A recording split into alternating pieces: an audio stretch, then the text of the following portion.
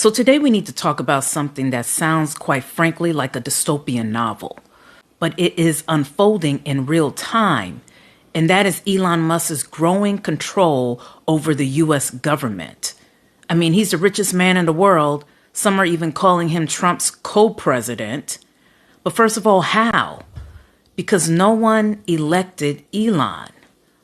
Despite this, Musk is overseeing drastic changes to federal operations through a shadowy entity called the Department of Government Efficiency, or DOGE, a department not approved by Congress.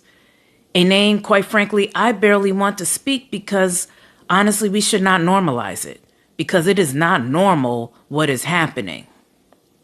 Now, DOGE, embedded within the Trump administration, has been slashing government jobs, terminating federal leases, and even gaining access to crucial federal financial systems, and even gaining access to our Social Security numbers, all under the guise of reform. Now, luckily, a judge has apparently temporarily blocked this action, but the reality is security protocols are being ignored, senior officials are being locked out of their own systems, and critical government functions are being disrupted. And according to reports, who's running the show? A team that includes a 21-year-old and a recent high school graduate. The chaos is alarming. And if this sounds familiar, it should, because according to reports, Musk took a similar approach when he bought Twitter, now X, gutting its staff, disregarding legal concerns, and reshaping the platform into a tool that serves his extreme political interests. Now he's seemingly applying the same tactics to the federal government. And again, yet no one elected Elon. Now, experts warn that this isn't about making government work better or more efficient. It's about consolidating power and, of course, gaining more control. So the big questions are, how far will this go?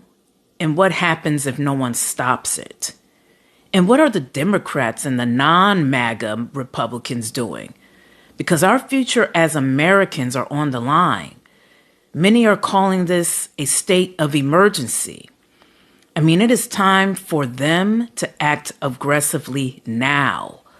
And I'll add that, look, Kamala Harris, she tried to warn us, but folks either didn't believe her or were caught up in their own prejudices or isms or were apathetic and sat on the couch during the election. But now they are in the FAFO stage, or will soon be. But for those of us who did care and voted for her and voted for democracy and equality, I know the news can be overwhelming, so much so that you may want to tune it out. Some have argued that this is actually the goal of Trump and Musk. But now more than ever, we must remain vocal, because the fight to save this country is more crucial than ever. As the great Spike Lee has written many times in his films, wake up.